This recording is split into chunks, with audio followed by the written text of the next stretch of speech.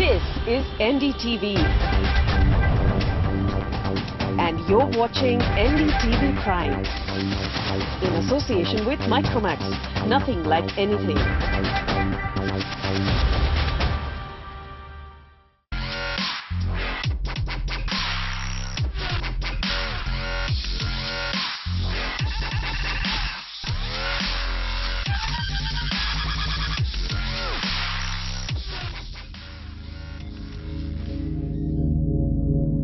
Millions of people, millions of vehicles, millions of gadgets, all existing in a vacuum, making their own independent decisions, each blissfully unaware of the other. But things don't have to be this way. What if everything came together and everything worked as one, harmoniously, so that each individual note came together to make a symphony? It can happen. The Internet of Everything can make it happen. Right here, in this country we call India. Welcome to Cisco Presents Digitizing India. I'm Rajiv Makhni. The 21st century has been given many names. The digital era, the information age, even the selfie century. But what's common to all these terms? Simple. Our world is now made up of bits and bytes. And bit by bit, we're all moving information, data, and maybe even a little bit of ourselves online. And finding that exact piece of information you're looking for on the web, that's no big deal. Google is the answer. But what if all that data came to you? Smartphones, laptops, refrigerators, traffic lights, power plants. It's already happening. Take a look. The Internet of Everything is a set of technologies that has the potential to alter the world in ways we could never have imagined. It's about things that get connected onto the network so you can make them more intelligent. Make your street lighting more intelligent, make your roads more intelligent so that traffic can flow differently. Make your security systems around physical safety and security more intelligent. Every single electronic device, object and utility has the potential to collect data and transmit it through the Internet, thus providing a rich stream of information that can be analyzed and harvested to make work and play alike a lot smoother.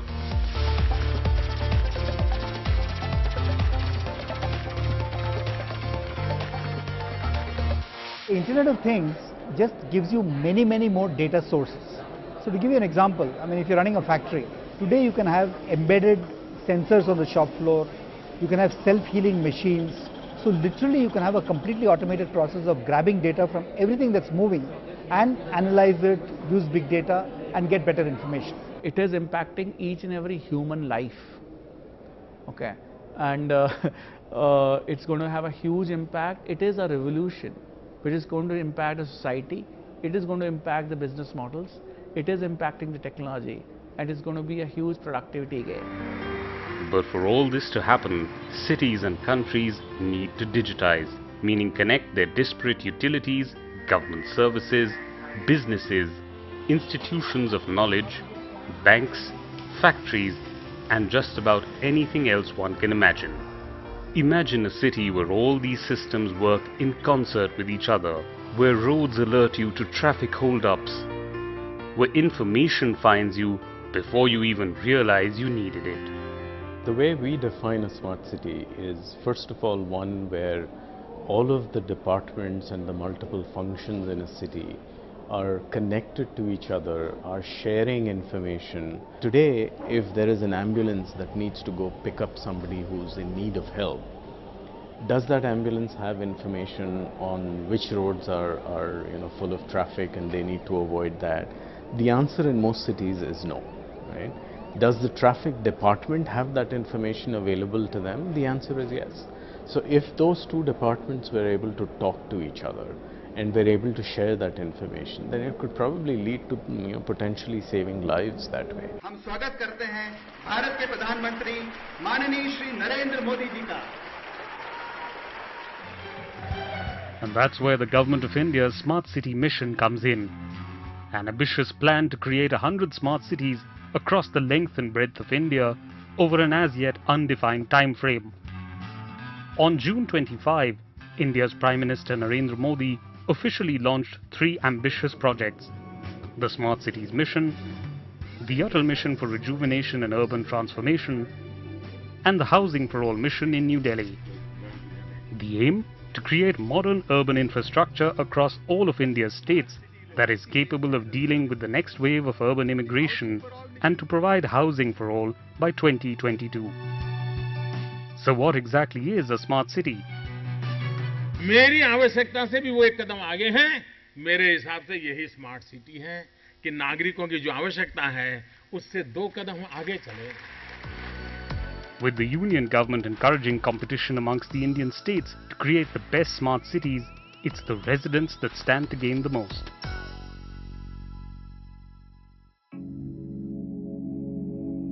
Smart cities already exist in the West.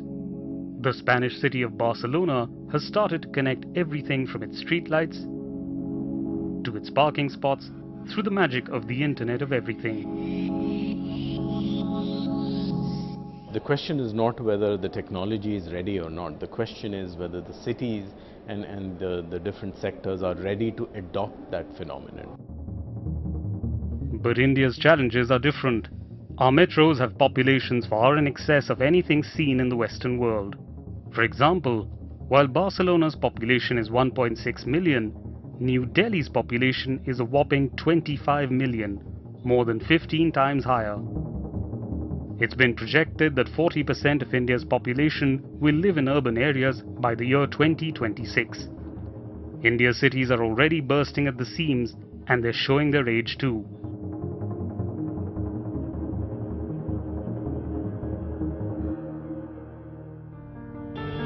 It's quite clear that one can't simply tear down existing cities and replace them with shiny new smart cities. In a word, it's impossible. But what is possible is retrofitting, or the redevelopment of selected areas in urban agglomerations. While for future, this greenfield smart city is an extremely important step to be taken today. The immediate step which Government of India has taken is to say how to make the existing 500 cities livable. Companies like the National Buildings Construction Corporation, or NBCC, are active in the field of urban renewal.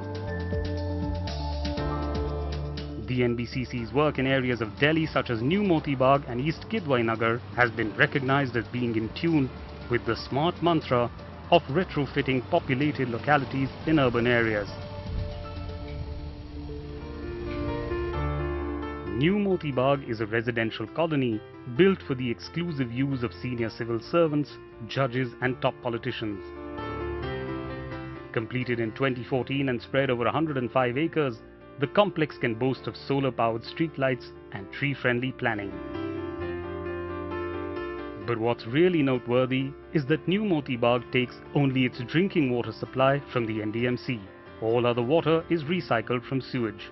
In fact, the New Moti Bagh complex has the capacity to give back up to 1 lakh litres of recycled water to the NDMC every day, except during peak summer, and solid waste is recycled as well.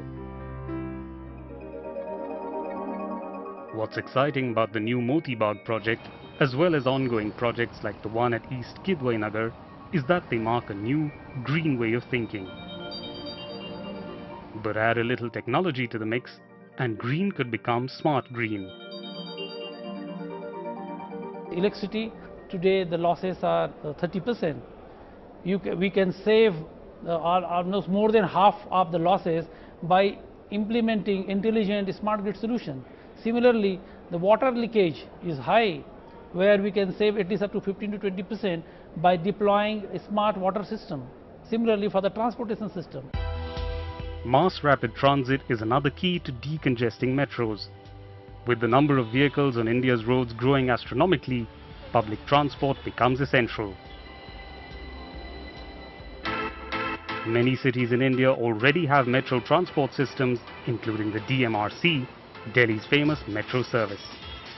But last-mile connectivity can sometimes pose a challenge. That's where a service like the Rapid Metro Rail Gurgaon comes in. India's first fully privately financed metro, The rapid metro was inaugurated in November 2013 and was created with the aim of carrying commuters arriving from Delhi to their offices in Gurgaon. Given that you have about 10 lakh people coming into Gurgaon and going out of it, connectivity is the most important thing in a growing urban center. Not only does the rapid metro decongest, it also regenerates energy through a system known as regenerative braking. The third rail system uses a third rail in the center of the track, which collects current and pumps it back into the system, thus saving energy. In the end, it'll take a smart mix of all these technologies to make our cities smarter.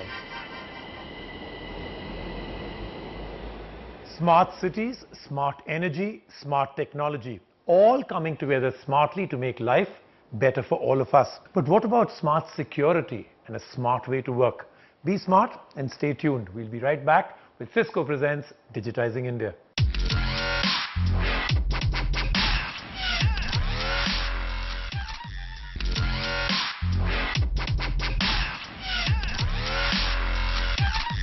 Welcome back. It's a brave new world that we live in, with technology bringing us closer together and linking elements that were previously separate. But it's not all about cool gadgets and universal Wi-Fi. Smart technology can keep us safe and can make our daily lives a bit smoother too. Let's see how. Times are good for India. The economy is growing, the stock market is up, and the general mood of India's citizens seems to be positive. But urban crime continues to be a blight upon our peace. But why should innocent citizens suffer at the hands of criminals? What if crimes could be stopped before they even occurred?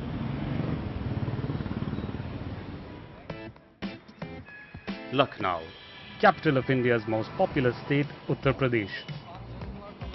With an estimated population of just under 3 million, as per the 2011 census of India, Lucknow is a modern city which blends the old with the new. But where there are large populations, crime is bound to thrive as well.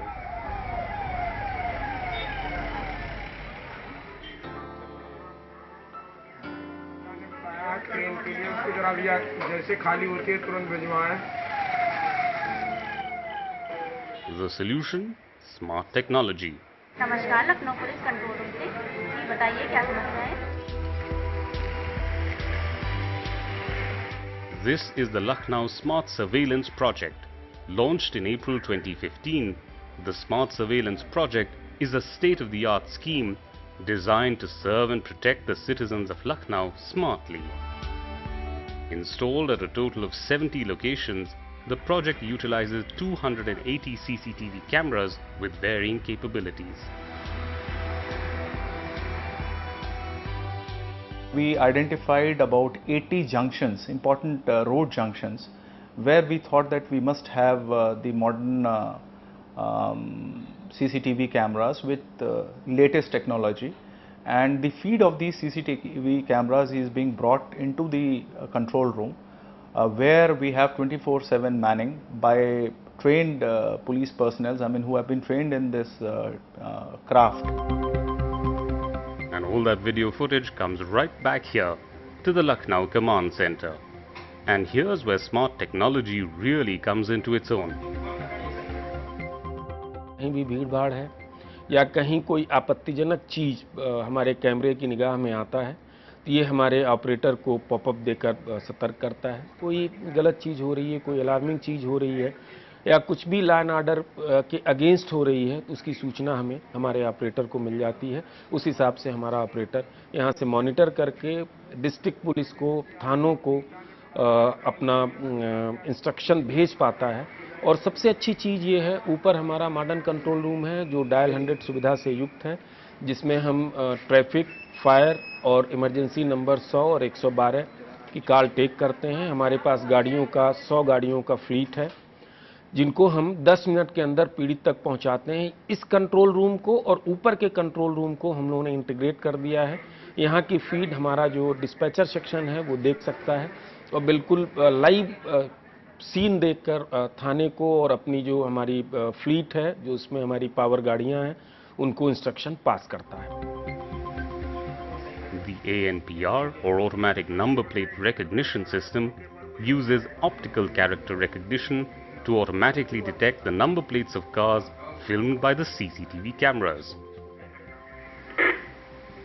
Tango CCTV tango beta द्वारा बताया गया है कि थाना सरोजनी नगर क्षेत्र की घटना है और एटीएम वैन को जो है वो लूटने की सूचना है। This process is near instantaneous and has a significant impact on vehicle-related crime. Recently there was this kidnapping of a doctor couple. The kidnapping took place in some other state. The police there, they passed on this information that there is this car and some number were given to us. So all we needed to do was just to feed that particular number and the description, a white vehicle with this number plate. So the system automatically it brought out the matches, and then we knew that exactly this is the place where exactly this vehicle had crossed. It became easier for our investigators to pinpoint the location where exactly the culprits could have been, and that's how we could recover the kidnapping and we could work out the kidnapping. The next step, something straight out of a Hollywood film. This vehicle has a special top-mounted camera that can swivel 360 degrees to capture a wide field of view. It can tilt, pan, zoom and find criminals no matter where they're hiding.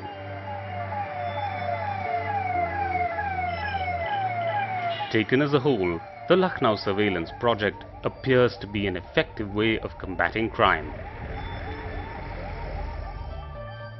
We are planning at the central level that we'll have another centralized smart surveillance center for the whole of the state, not focusing for the inside lanes of the city, but for the highways. But smart technology isn't just about keeping the peace. It's also about keeping your peace of mind intact every time you go into work. Most of us drive to work every day and then begin our work days by hunting for a parking spot. Could there be a smarter way of doing things? This is the Cisco Smart City in Bengaluru, a smart campus that intelligently manages everything from parking to office allocation to remote expertise. Today when you drive through our campus, you immediately know where is parking available. We used to have people circling around different buildings trying to look for parking. Today they know exactly where they need to go. In an era of telecommuting, not everyone needs to come into work every day. The smart city setup records the number of employees that have come to office on a given day and allocates resources automatically.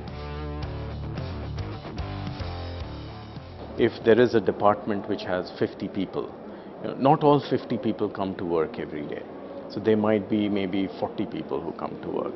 So can you give everybody an environment where a person comes in, uses his badge to swipe in, and that automatically allocates that person a cubicle somewhere on the floor that all of his department is working on.